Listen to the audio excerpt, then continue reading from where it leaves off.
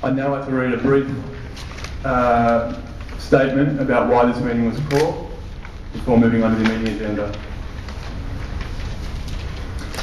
Essentially, on Monday the 15th of September, 2 days after the election, I requested to the General Manager that we seek an urgent meeting with the new Minister to stop the DY Towers proceeding, and that we write to her to delay signing this until we meet.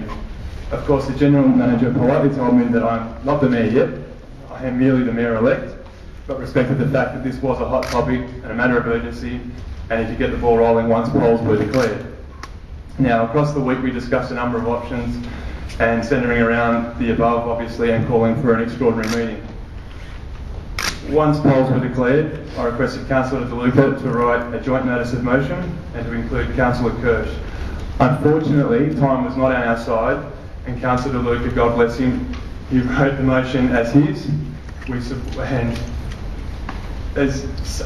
wrote the motion as his, and basically we're now putting the motion forward as his, and I requested Councillor DeLuca to write that motion, and he's been campaigning passionately on this issue, as has Councillor Kirsch, and many in the public gallery that are here tonight have been on this.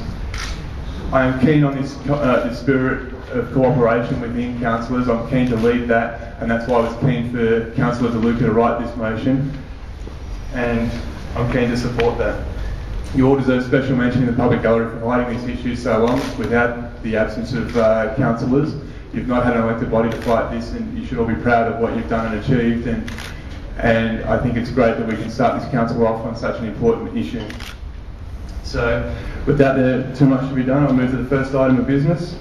Are there any apologies for tonight's meeting? No. Item 2, declaration of pecuniary and conflicts of interest. Are there any councillors who wish to declare a pecuniary interest or conflict of interest in relation to this evening's agenda?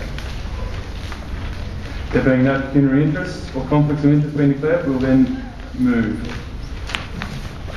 Item 3.1, being the motion. Now, I'd like to make a further few comments about the notice of motion. The notice of motion includes, in part, requests to seek legal advice.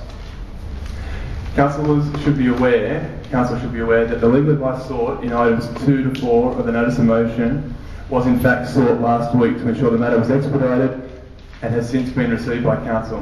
This was a very quick turnaround time indeed, and it was not originally anticipated that such advice would be available so quickly.